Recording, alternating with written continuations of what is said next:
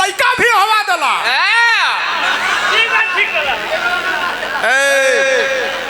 मुसाफिर चौकी के बाद चौका पे न हो। 4 लाइन शान के ऊपर कवि का भाव है।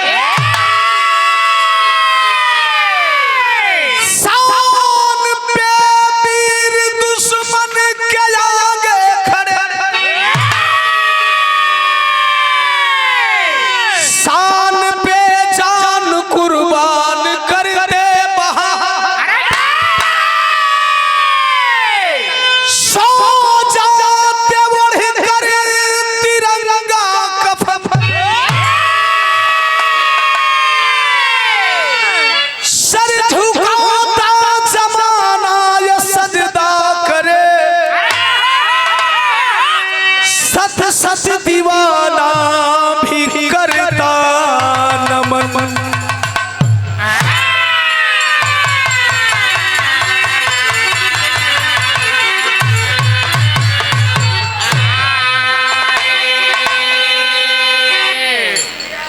सर झुकाए जमाना ये सजदा करे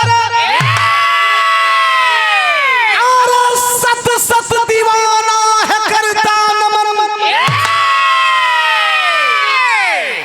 बिरहा में कव्वाली लगत है मास्टर।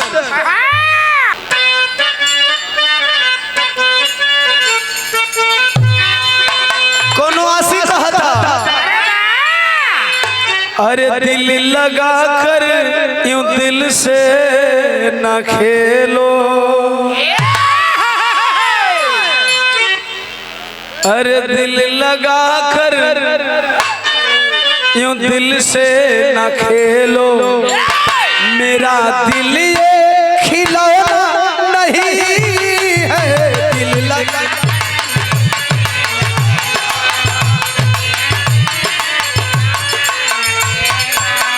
मेरा दिल ये खिलौना नहीं है।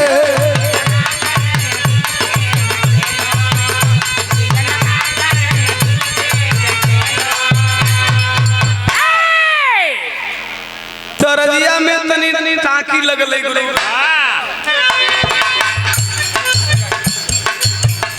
दिल लगा कर ना दिल से यूं खेलो,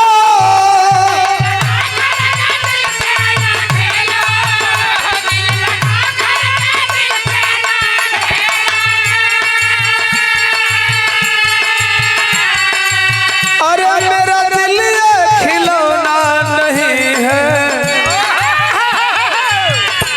प्यार का यूं बना आशियाना, अरे प्यार का यूं बना आशियाना, तू बता क्या चलाना सही है। प्यार का यूं बना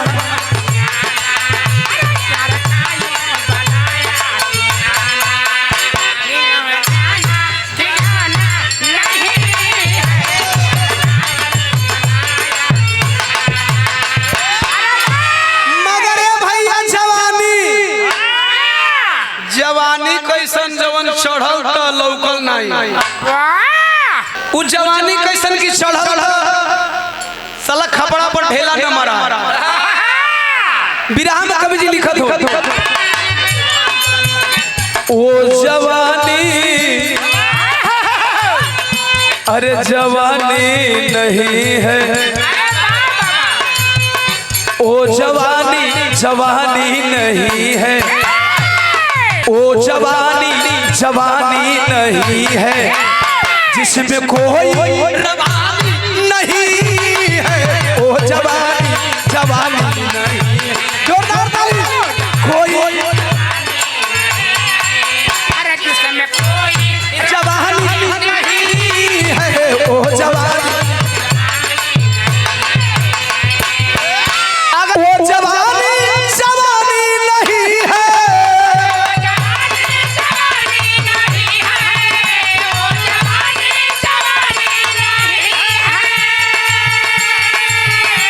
अरे वो जवानी जवानी नहीं है जिसमें कोई रवानी नहीं है। सांसद याद करता अरे बाबा न उसको जमाना,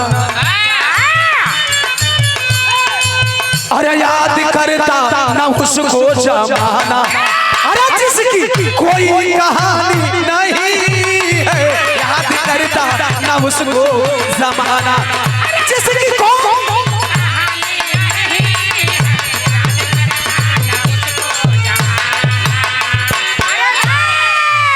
याद करता ना उसको जमाना, जिसकी कोई कहानी नहीं है। अगर जवानी है तो कहानी बननी चाहिए, या तो टकराने की या तो मर मिट जाने की, वाह तलवा चाटने की नहीं, या तो टकराने की या तो मर मिट जाने की, तलवा चाटने की नहीं। बिरहा का कहानी जैसे चालू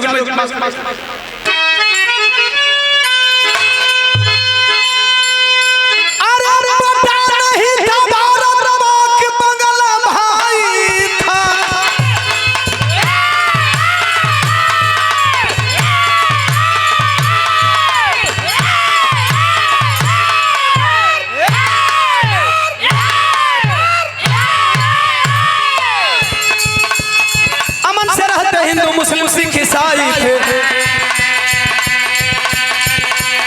अंग्रेजी भारत छोड़ो काल लगा जब नारा था, हिंदू मुस्लिम सिख ईसाई में ललकारा था, हिंदू मुस्लिम सिख ईसाई में ललकारा था।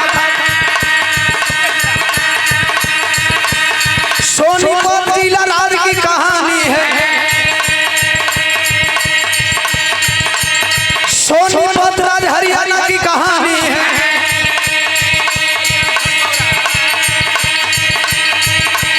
सुनिए दुगल कला थाना की कहानी है, ग्राम खरखौदा के नरेंद्र सिंह निवासी थे, हेड कांस्टेबल बीएसएफ में विश्वासी थे, सन 87 में बॉर्डर के जवान हुए,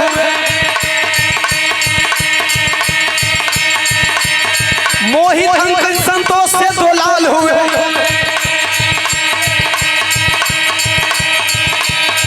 18 सितंबर 18 जून का काल हुआ, 18 सितंबर 18 जून का काल हुआ, भर सीने पे हलाल हुआ।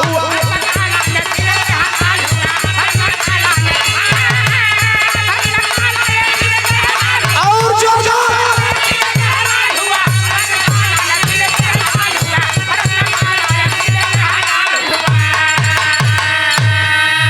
भैया हो, सोनीपत जिला राज हरियाणा ग्राम खरखौदा, जिला सोनीपत राज हरियाणा ग्राम खरखौदा के नरेंद्र सिंह फौजी सन 87 में हमारा जन्म के टाइम, वाह हमारे 87 का जन्म आज पहली बार 87 आ गया तो बता, हमारे जन्म के टाइम वह बीएसएफ के हेड कांस्टेबल बनते हैं, और जब हेड कांस्टेबल बनते हैं तो उनकी शादी होती है संतोष नाम की दुल्हन से, संतोष नाम की दुल्हन से शादी होती है। शादी के बाद 2 बच्चे होते हैं, और परदेसी चाहे फौजियों की जिंदगी लगभग सेम होती है। जब दोनों बच्चे पढ़ने लिखने लगे, साहब हो 87 में बहाली भइल, एक दिनवा का बात बतावत नहीं, 18 सितंबर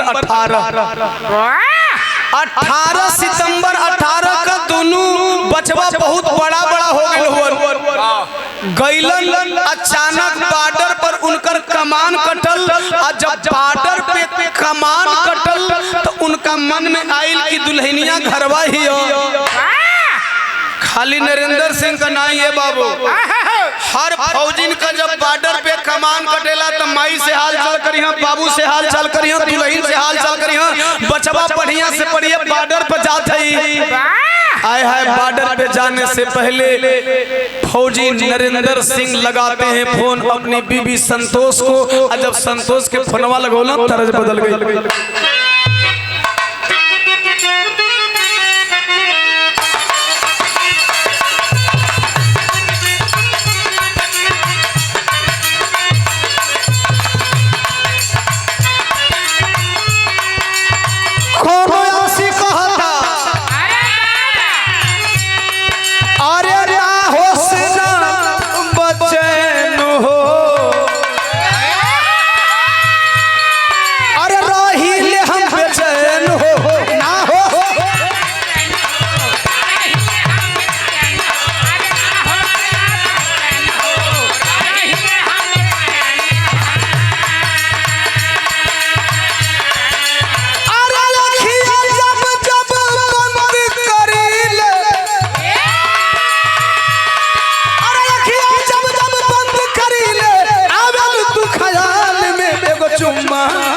गाल में एगो चुम्मा दे के, अरे कहती हलू ये हाल में एगो चुम्मा, अरे कहती हलू ये हाल में एगो चुम्मा दे के, अरे कहती हलू ये हाल में एगो चुम्मा दे के।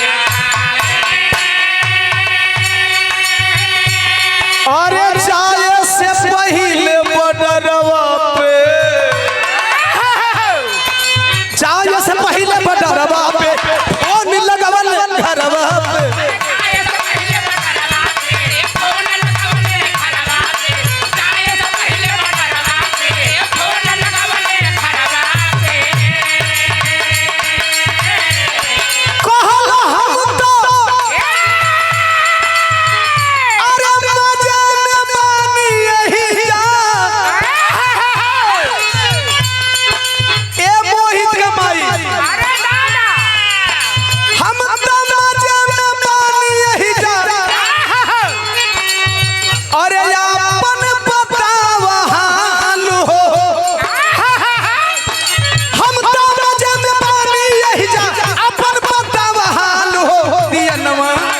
कैसे बापा दिया नवा कुल के कैसे, अरे मोहित अंकित लाल हो दिया नवा कुल के,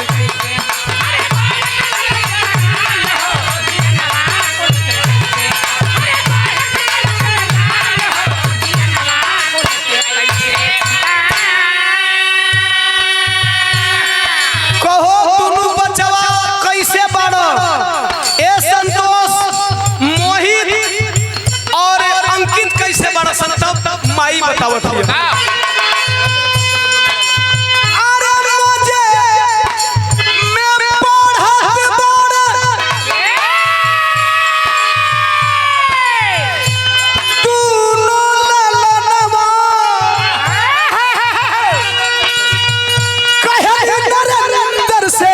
संतोष जननवा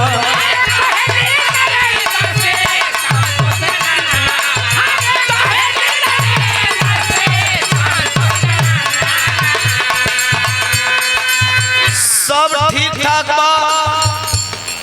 कहिए करुआ गोयल बनी बॉर्डर पर आई कहिया, अरे बाबा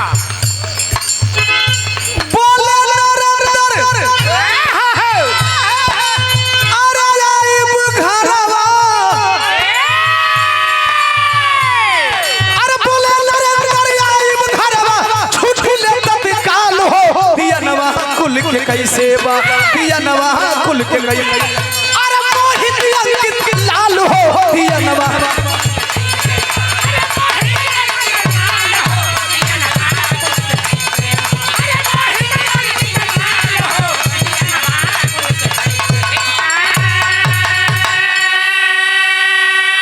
गौर करना साहब सारा हाल चल हो गई। हम ड्यूटी पर जातनी बॉर्डर पर तनी बॉर्डर का आसपास बड़ा घुसपैठ हो जाता। देश में साला घुसपैठे का वो कम नहीं खेवत मर्दवा। बुरा मान जाएंगे कहने पे लोग, कह देंगे राजनीति कर रहा है, देश सुरक्षित हाथों में, लेकिन नहीं लगता है कि देश सुरक्षित हाथों में चला है। जब जवान चल विराग का तर्ज बदल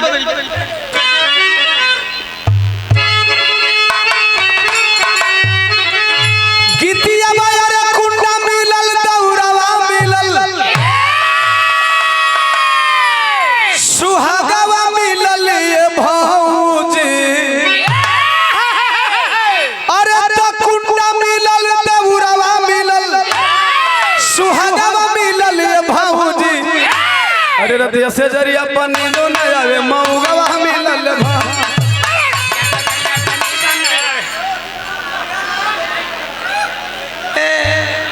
रात तनका हिल न गई मरवा विराग भाव। अरे संभाजीला कि रामगढ़ सेक्टर जम्मू कश्मीर का संभाजीला।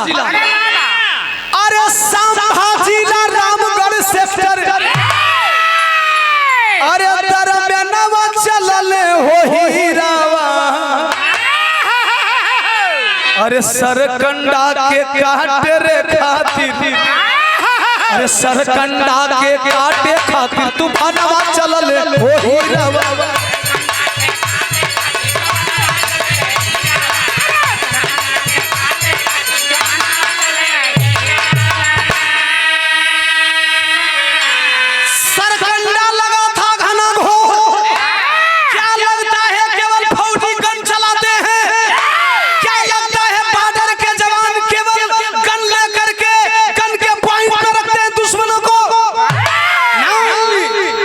कभी बर्फों में सोना पड़ता है, कभी कभी झाड़ियों में रात गुजारनी पड़ती है।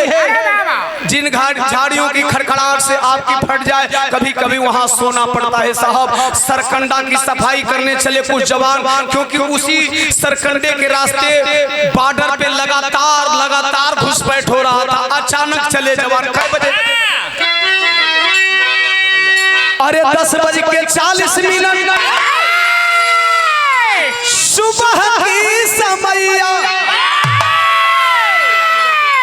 अरे तबला गोलियां चलावे सीमा पार से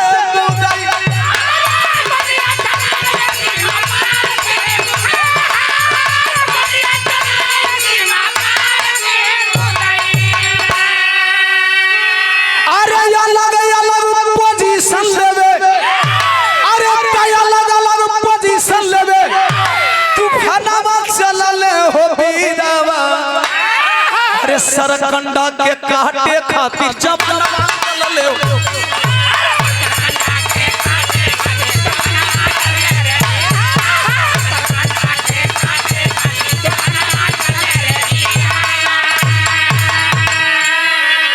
अरे लगे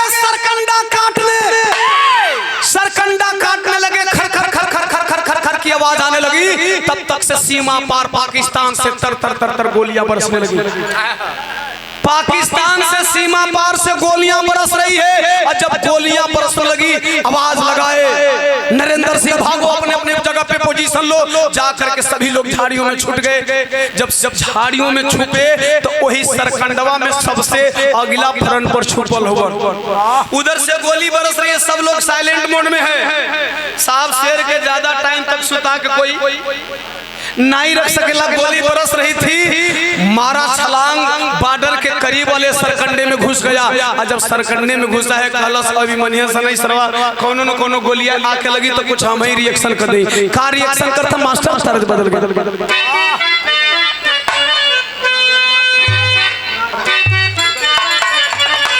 वही झरिया में से गरजत नरेंद्र फौजी। अरे तो गलई छूटेगी नहीं दो गले की।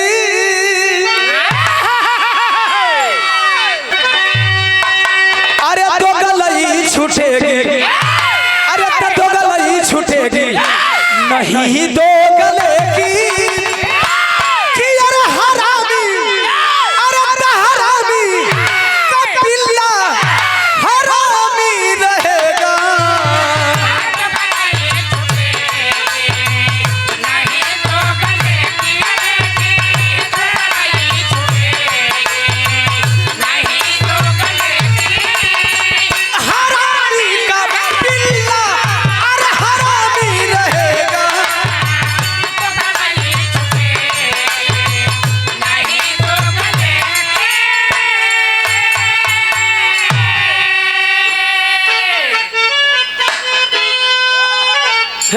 का गुरु ले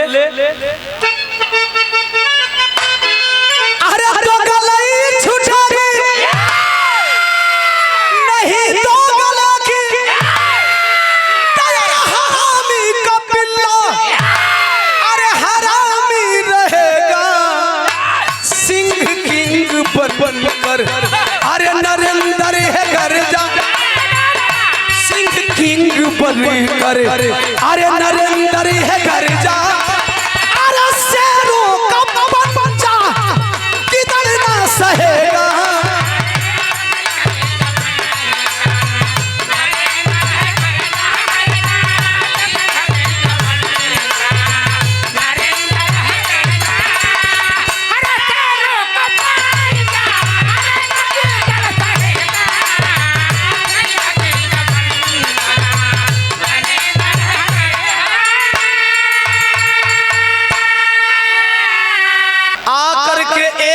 लग गई नरेंद्र के पैर में।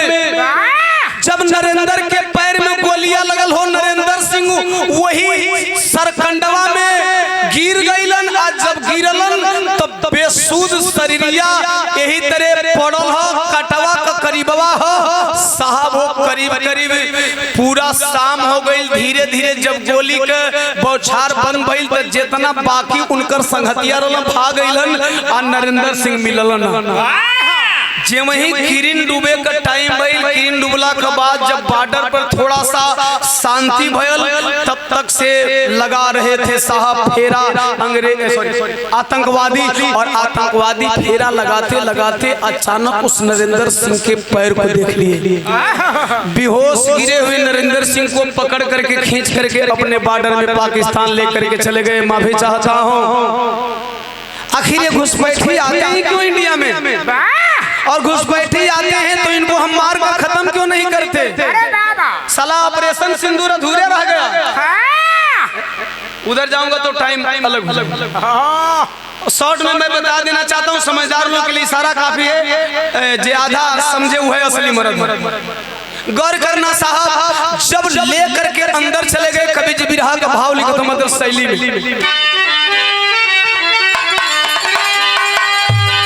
अरे भैया बॉर्डर पर गूंजे वंदे मातरम, अरे बॉर्डर पर गूंजे वंदे मातरम, तो गोली सन के सन साहब के आर्डर पर राजो।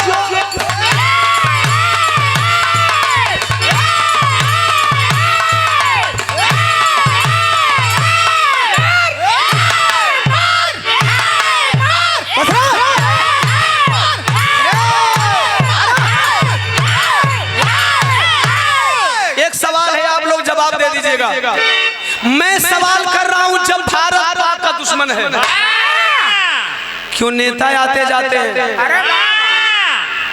साला नागरिक का आना जाना मना है, फौजियों के बॉर्डर के उस पर आना जाना मना है।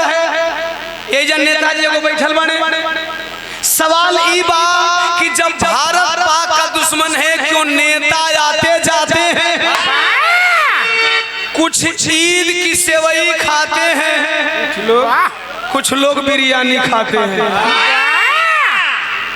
कुछ ईद की सेवई खाने चले जाते हैं, कुछ बिरयानी खाने चले जाते हैं।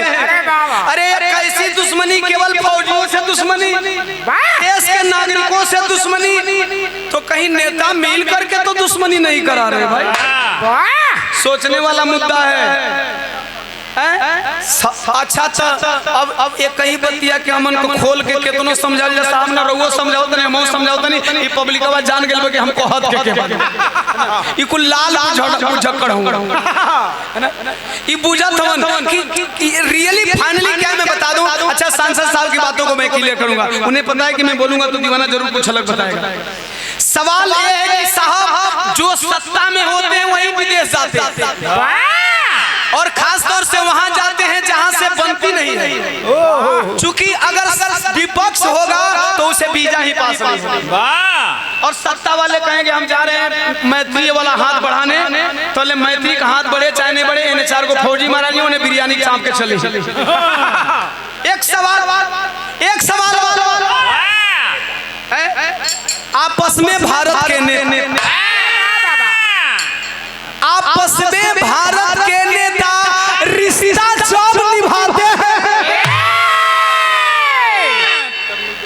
तब क्यों निर्दोषी फौजी बोलो दोनों मुल्क के मारे जाते हैं? अरे जब नेताओं की कोई दुश्मनी नहीं तो फिर हमारे देश के फौजी, चाहे देश के पाकिस्तान के फौजी हो चाहे इंडिया के फौजी हो, क्यों मारे जाते भाई?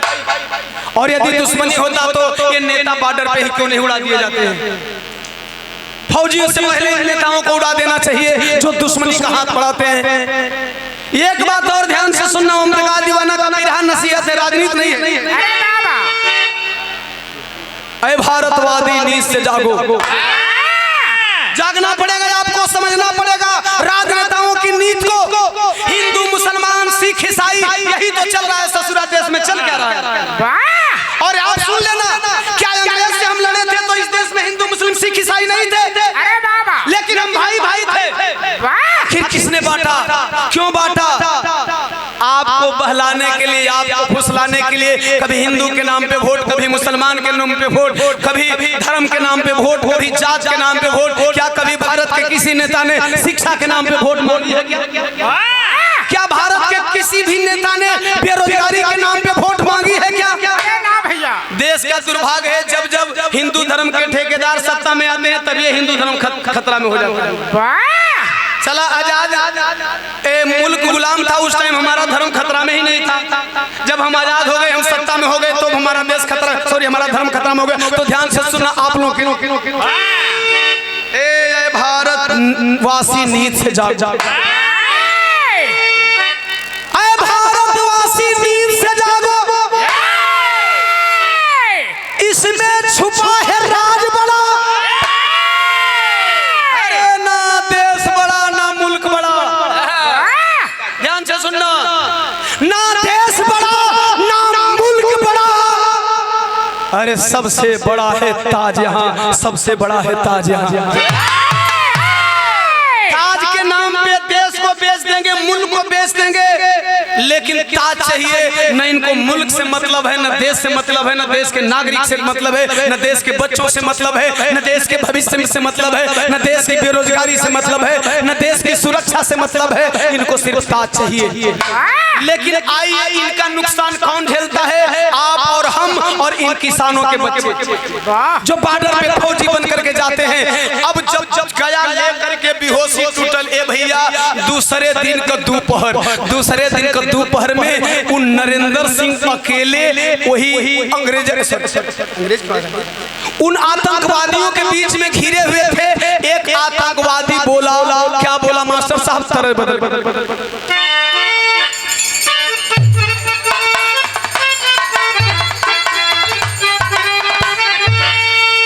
एक आतंकवादी बोला, सुन तुम्हें छोड़ सकते हैं, तुम्हें अगर अपनी जान की परवाह है तो सिर्फ दो बात बोल दे, दो बात बोल दे। पहली बात पाकिस्तान जिंदाबाद और दूसरी बात भारत मुर्दाबाद। बीएसएफ का जवान नरेंद्र सिंह फौजी पैरवा में गोलियां लगल हो भैया, लड़खड़ा था, लेकिन एक बात बोल गया। खा बोला मास्टर साहब कि चाहे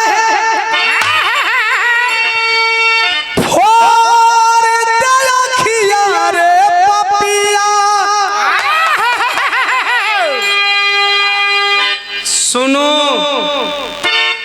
तुम्हें पाकिस्तान जिंदाबाद सुनना है, भारत मुर्दाबाद सुनना है, तो हमारी भी एक संकल्प सुन ले कि चाहे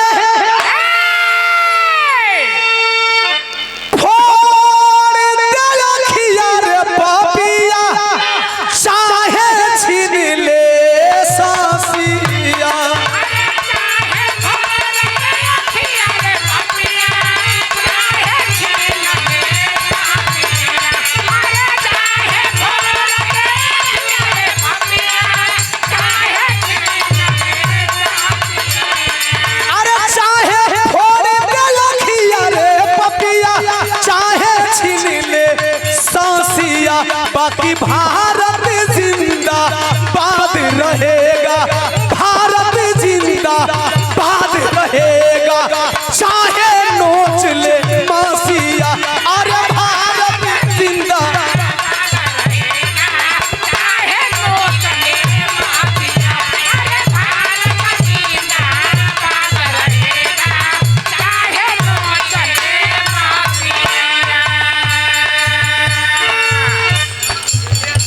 हल ही कतल होई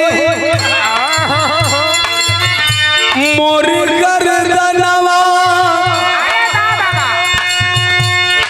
अरे भले हम देखब नहीं कल के बिहनवा, भले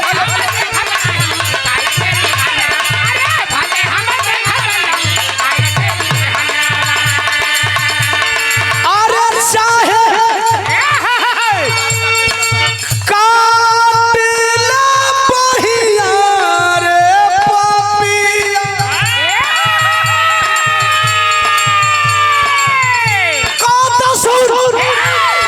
अरे चाहे काट ले बहिया रे पपिया, चाहे छील दे मासिया।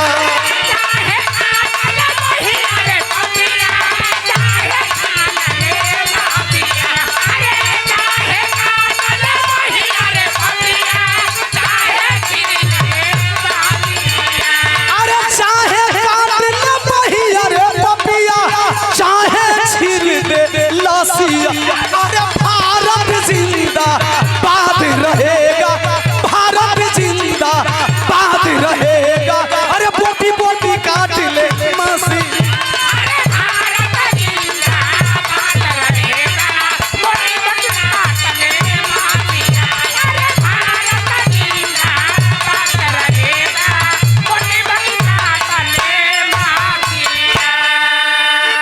यही कहा कि भारत जिंदाबाद था, जिंदाबाद है, जिंदाबाद रहेगा। साहब नेताओं को और फौजियों की तुलना कर सकते हैं क्या भैया? हो आखिरकार गुस्सा में लाल हो गए आतंकवादी, और जब लाल हो गए तब तरजिया बदल गए भैया।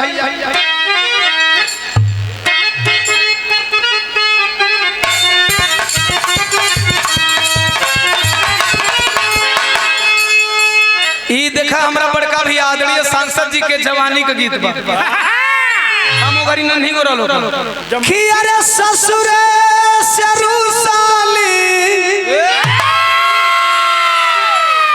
अरे ससुरे से रूसाली तिरियावानु हो भइली नैहरा केरा।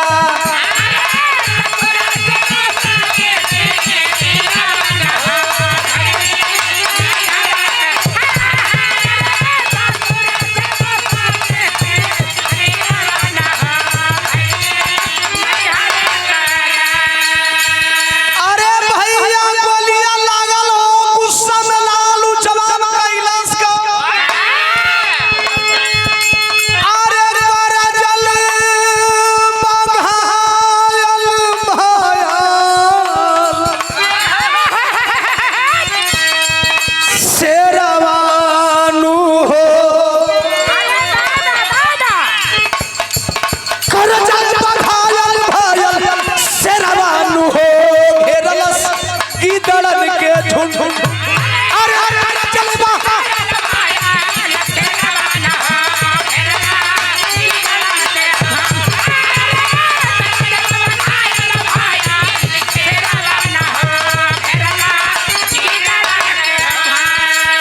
गोलियां लागल हो, संगीन चुभाने लगे, संगीन चुभा रहे थे। आय हाय दर्द से पीड़ा हो, लेकिन जवान दांत पर दांत चढ़ाया है। कहा तू कितना हुई आत्मा दे ले, लेकिन मैं टस से मस होने वाला नहीं हूँ। तब तक से वो आतंकवादियों को खुनवा गरम हो गई कैलन का।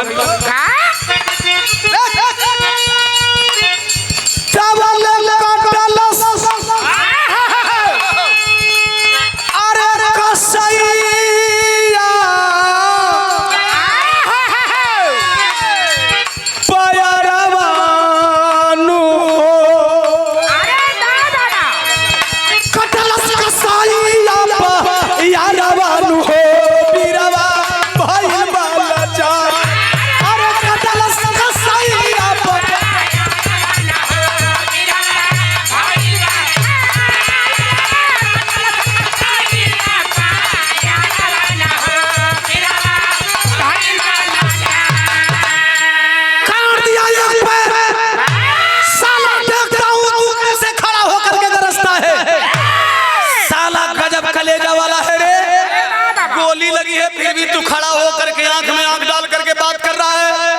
कहा भारत का फौजी हूँ, टूट जाऊंगा झुकूंगा नहीं, मर जाऊंगा रुकूंगा नहीं, टिकाऊ हूँ बिकाऊ नहीं, टिकाऊ हूँ बिकाऊ नहीं, कलश तुम्हें बिकाऊ बना दूंगा, तुम्हें झुकाऊ बना दूंगा। कहा बना ले कलश, पैर काटा हूँ, क्या बोल रहा था? हिंदुस्तान मुर्दाबाद के अरे नारा लगावाले,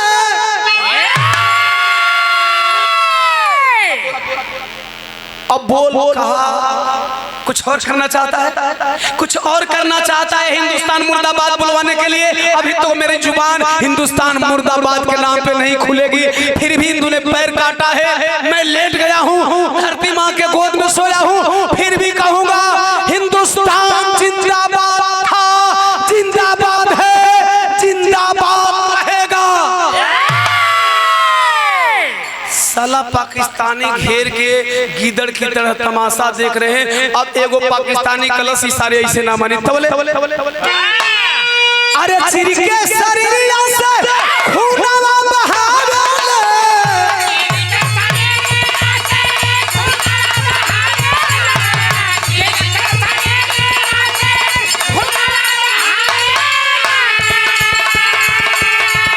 कोई संगीतवा से जगह जगह शरीरिया काटे लगल,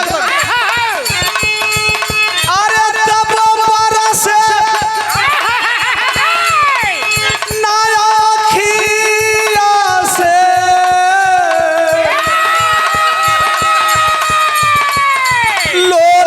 लोरावानु हो, बरसे नया खिया से लोरावानु हो, बीरवा भाई वाला जा।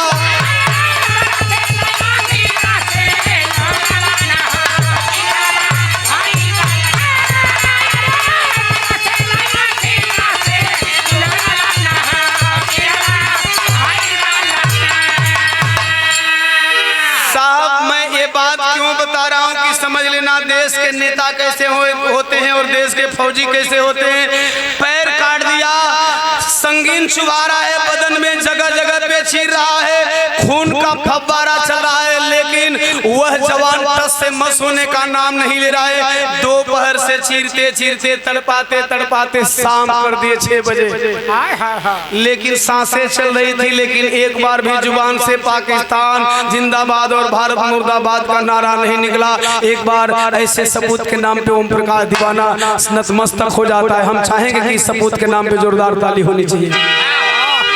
समवा का 6 बजे का भाई मास्टर साहब तरजिया बदल के करिया,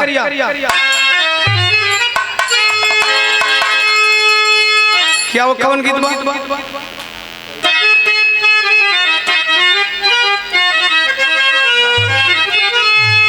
अरे डबल शाम हो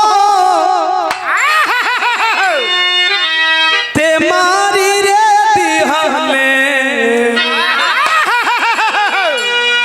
पैर कटल बा, गोली लगल बा, देह छिराइल बा, अब बचल का बा कि डबल शाम हो ते मारी रे दिहले, अखिया में गोलिया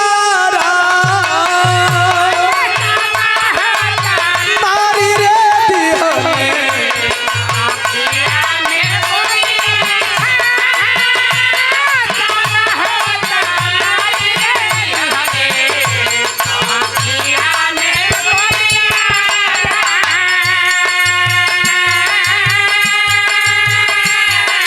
दोनों आंख में गोली मार दिए,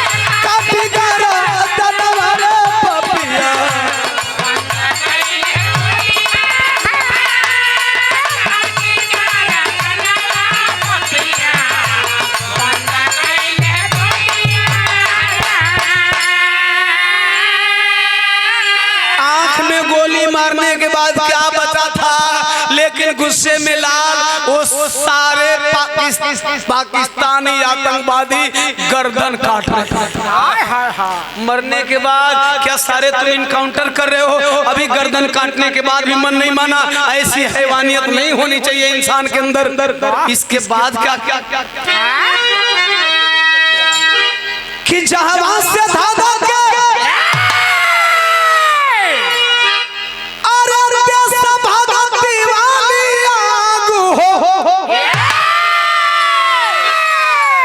गर्दन कटला के बाद अब गोली चलोला का मतलब हमें समझ में ना आता, लेकिन देखें देश कैसा हमारे देश के फौजियों से कि जहां वहां से धाधा के अरे देश भागा दीवानी आग हो आ दूसरी गोली सिनेमा में दिहल है पापी दाग हो।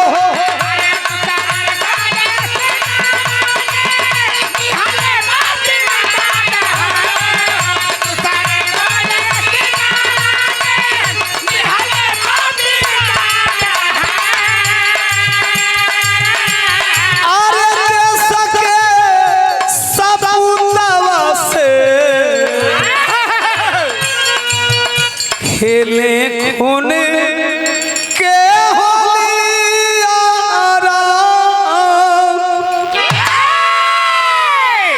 मरने के बाद भी मृत डेड बॉडी का हस्र कर रहे हैं, काट करके चीर करके फाड़ करके। साले इसके सीने में था क्या, इसके सीने में था कि मैंने पैर काटा, आंख फोड़ी, लेकिन फिर भी इसने टस से मस नहीं हुआ। भैया हो जब सब कुछ कर दिए तो कभी जी लिखत हो मास्टर भाव बदल गए।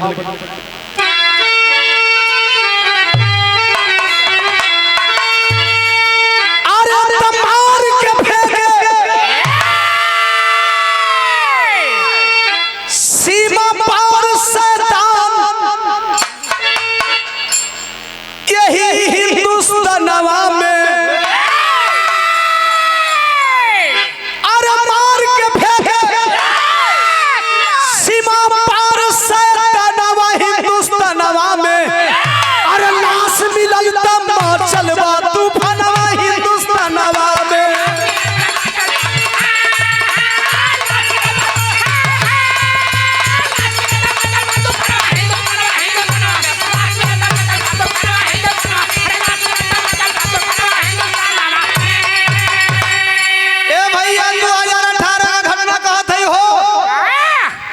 आजादी कुछ लोगन के 14 में मिल गई, कुछ लोगन के आजादी 14 में मिलल, जेके 14 में आजादी मिलल ओकरा खातिर स्पेशल लाइन के 18 का घटना है। 18 सितंबर सन 18 अब समझेंगे कि आजादी 14 में मिलल तब वो साला इस देश में इतना शासक कैसे होते। ई आजादी वाली सरकार में का भइले वो फौजी के साथ है। अरे रामगढ़ कंदराल पोस्ट पर ये भैया डॉक्टर को बुलवाए हो, चिट्ठी लिखे थे आतंकवादी फेंक करके, समझना। अरे बाद में बता लिए भैया, चिट्ठी लिखे थे, चिट्ठिया पढ़ के ए आतंकवादियन का लिखल और आतंकवादियन का कईल करतूत हमरे फौजियन का आंख पर चढ़ल दिमाग में आई। लेकिन वो फौजी साथे हमरे देश का सरकार धोखा कैसन करत हो, जवन फौजी हिंदुस्तान जिंदाबाद के अलावे पाकिस्तान जिंदाबाद नहीं बोला। अरे रामगढ़ कंदराल पोस्ट पर डॉक्टर को बुलवाए हो, अरे चुपके से पोस्टमार्टम कर लाश को घर भेजवाए हो। अब इन साला हमारा देश में रेपिस्ट महिलन का चुपके से पोस्टमार्टम होता था। अरे यार अब नहीं जगोगे तो क्या करोगे। अब हमारे देश में फौजियन का भी चुपके से पोस्टमार्टम होने लगली। भी ये बताओ कि अब तक तो महिलाओं का रेप छुपाने के लिए ऐसा किया जाता था, अब फौजियों को भी छुपाया जाने लगा।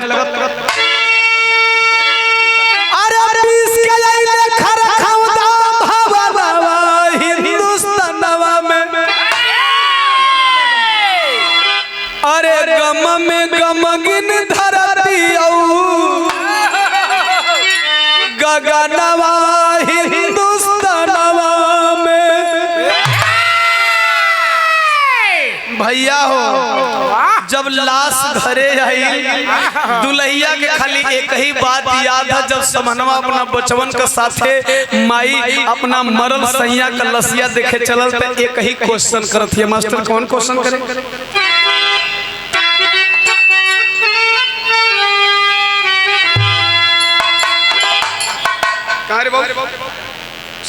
निकल निकल निकल आओ आ जाओ आ जाओ।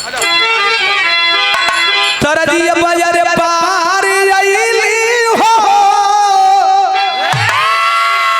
अरे पार आईली हो, जगदम्बा घर में दिया ना।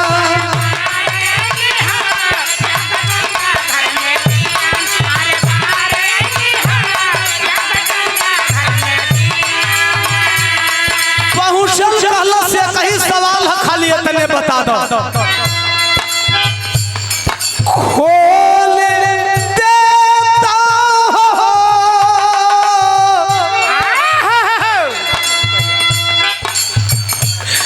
अरे खोल देता हो हमारा आँखिया सजनवा।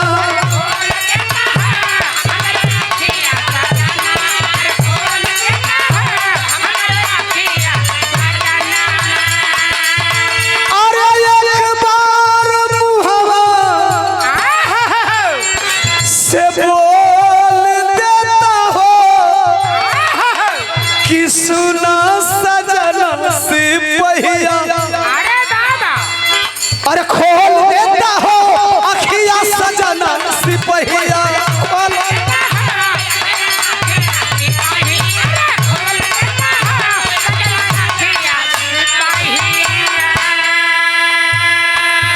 परसों का छुट्टी लेके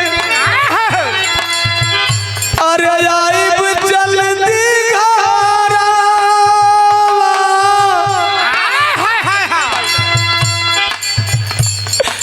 साहब। परसों ना फोनवा पर कल की रानी बड़ा दिन ड्यूटी करत हो गई बा, हम बड़ी जल्दी छुट्टी लेके आवतनी, तू इतना जल्दी वादा भुला गेल अपना संतोष से कई। परसों कहल छुट्टी लेके अरे आवतानी घरवा,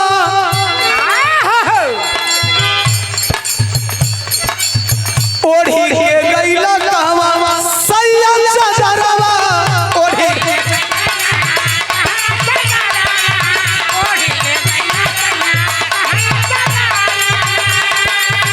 अरे हाथवा से मंगिया राजा,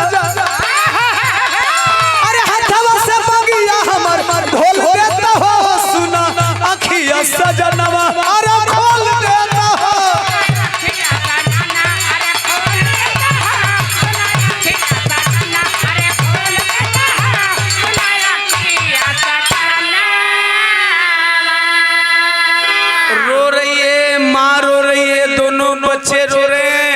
लेकिन दो लाइन कह करके बिरहा इन कर रहा हूँ मास्टर साहब। माई का रोले से वो माई का बेटवन का रोले से वो फौजी जवान वापस नहीं, देश के लोगन के, देश के नागरिक के, देश के सरकार के, देश के मतदाताओं को सोचना पड़ेगा, समझना पड़ेगा।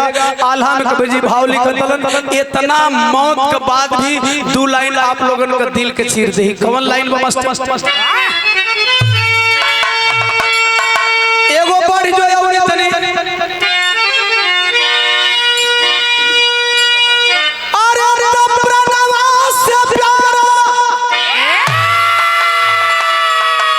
अरे तब प्रणवा से प्यारा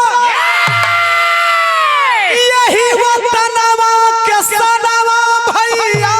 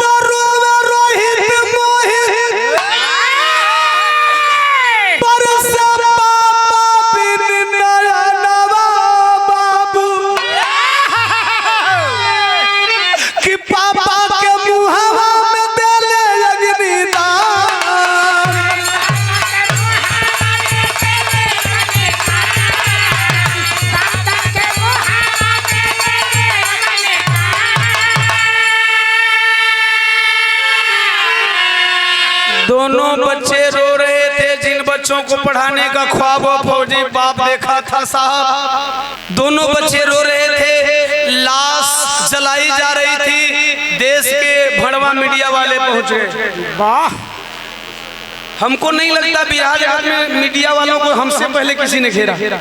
ऑन रिकॉर्ड में बोल रहा हूं, ये देश के दलाल मीडिया वाले पहुंच गए। और जब देश के मीडिया वाले पहुंच गए तो बोल रहे हैं कि कितना मुआवजा मिलेगा, कब मिलेगा, क्या मिलेगा। वो माँ रो रही थी बच्चों को लेकर के। उस फौजी की बीबी संतोष रो रही थी, साहब आप समाचार दिखाते हो ना साहब। अरे मीडिया वाले देश का आईना होते हैं साहब, देश की सच्ची तस्वीर दिखा दोगे देश की तकदीर बदल जाएगी। अगर ये मीडिया वाले एक दिन सच्चाई दिखा दे, नोट कर लेना भाई साहब मोबाइल में, कागज कलम तो आजकल कोई लेकर के चलता नहीं, मोबाइल के अपने व्हाट्सएप में नोट कर लेना। ये मीडिया वाले अगर देश की सच्ची तस्वीर केवल 24 घंटा दिखा दे, 25वें घंटे में देश की सरकार बदल जाएगी। लेकिन ये मीडिया वाले टीआरपी के लिए कुछ भी दिखाते हैं। अभी जब ऑपरेशन सिंदूर चल रहा था तो आप लोग देखेंगे आधा देश के फौजी पाकिस्तान के आधा पाकिस्तान पे कब्जा कर देश के आधा फौजी पाकिस्तान का आधा कब्जा लिए थे। उस टाइम मीडिया का कितना छीछा लेकर हुआ था, लेकिन इन बेशर्मों को अपनी बेशर्मी से कभी बाज नहीं आनी है। वो माँ कहती है दिखाना चाहते हो साहब ना, तो आज मैं जो कह रही हूँ वो दिखाना। आज जो मैं कह रही हूँ वो दिखाना। क्या दिखाना?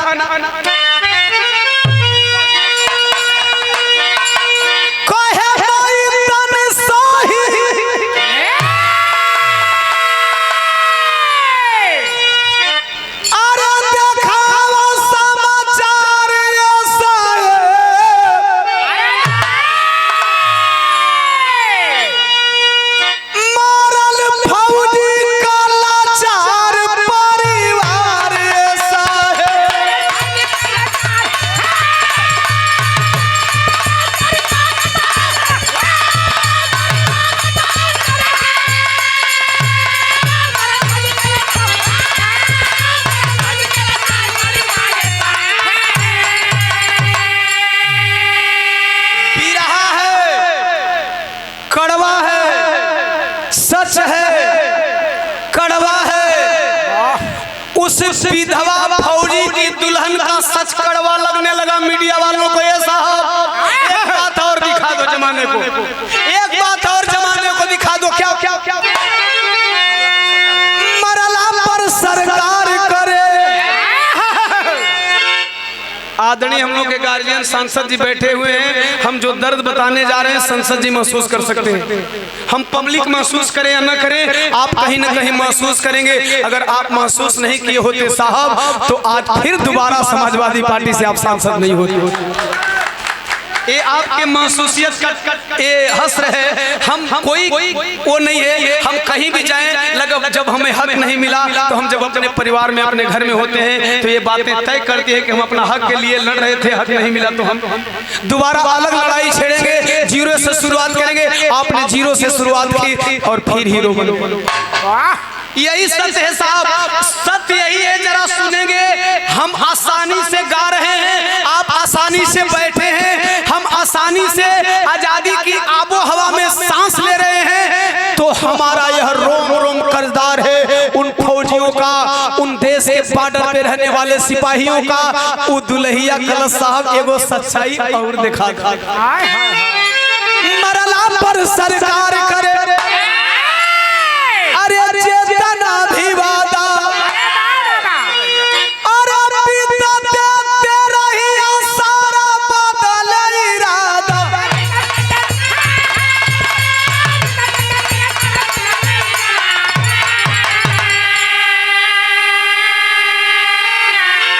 ₹1000 बिरहा फसल बा 2020 पर बात फौजियों के मिला।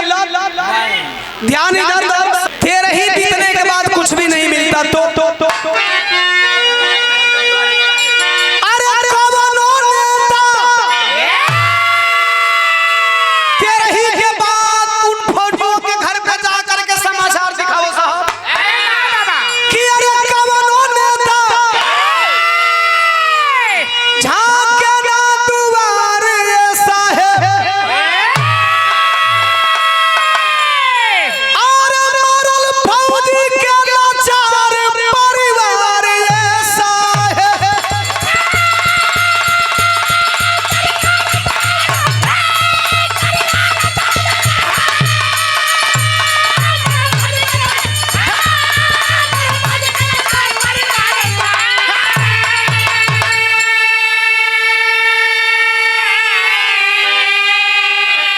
पूछ भी साहू फूले कबीरदास पेरियार बाबा साहब ललई यादव संविधान सबका